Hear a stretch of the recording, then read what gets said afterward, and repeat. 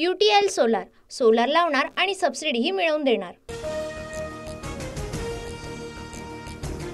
बीड खंडणी हत्या अॅट्रॉसिटी प्रकरणातील फरार आरोपींची बँक खाती गोठवली। वाल्मिक कराडची 100हून अधिक खाती गोठवल्याची धक्कादायक बाब उघडकीस। सीआयडीने आतापर्यंत 150 जबाब नोंदवले। सूत्रांची माहिती।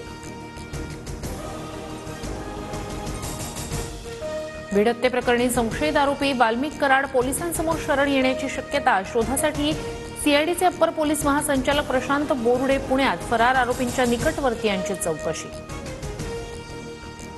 पोलिसांसमोर शरण जायचं की नाही यावरून आका आणि त्यांच्या आकामध्ये मतभेद सुरू। सरपंच हत्येप्रकरणी सत्ताधारी आमदार सुरेश धस यांच्या आरोपांची मालिका। वाल्मिक कराडचा फडणवीस शिंदे दादांसोबतचा फोटो। राऊतांकडून ट्विट। वाह क्या सीन है, नक्की कोण कुणाचा आका? राऊतांनी डिवचलं तर भाजपकडूनही शरद पवारांसोबतचा कराडचा फोटो ट्विट करत प्रत्युत्तर। सह्याद्री अतिथीगृहावर मंत्री धनंजय मुंडे आणि मुख्यमंत्री देवेंद्र फडणवीस यांच्यात संवाद। चर्चेचा तपशील गुलदस्त्यात।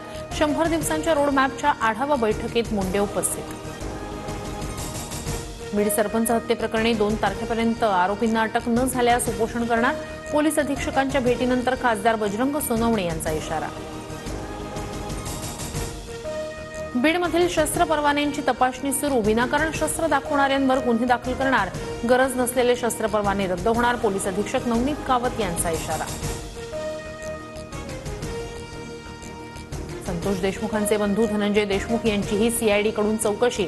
भावाच्या हत्येतील आरोपींना 100% शिक्षा व्हावी। न्याय मिळाल्याशिवाय मागे न हटण्याचा धनंजय देशमुखांचा निर्धार। प्राजक्ता माळीबाबत माझ्या वक्तव्याचा गैरअर्थ काढण्यात आला। मी सर्व स्त्रियांबद्दल आदर बाळगतो। माझ्या वक्तव्यामुळे कुणाचंही मन दुखावलं असेल तर दिलगिरी व्यक्त करतो। सुरेश धस यांची प्रतिक्रिया।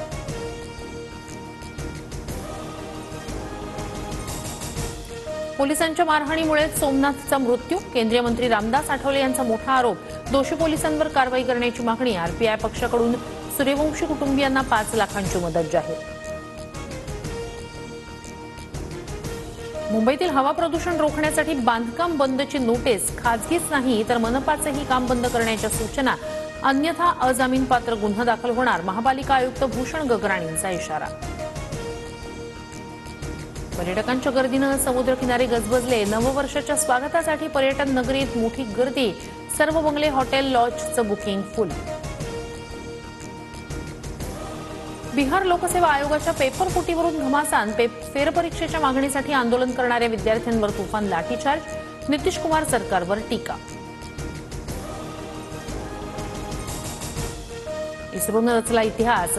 स्पेडेक्स मिशनचं यशस्वी प्रक्षेपण। इस्रोकडून श्रीहरिकोटाहून PSLV-C60 रॉकेटचं प्रक्षेपण। भारत स्पेस डॉकिंग तंत्रज्ञान असलेला जगातील 4था देश।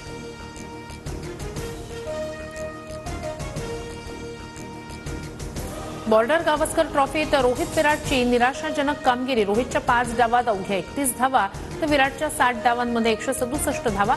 दोघांच्या निवृत्तीसंदर्भात सोशल मीडियावर चर्चांना उधाण।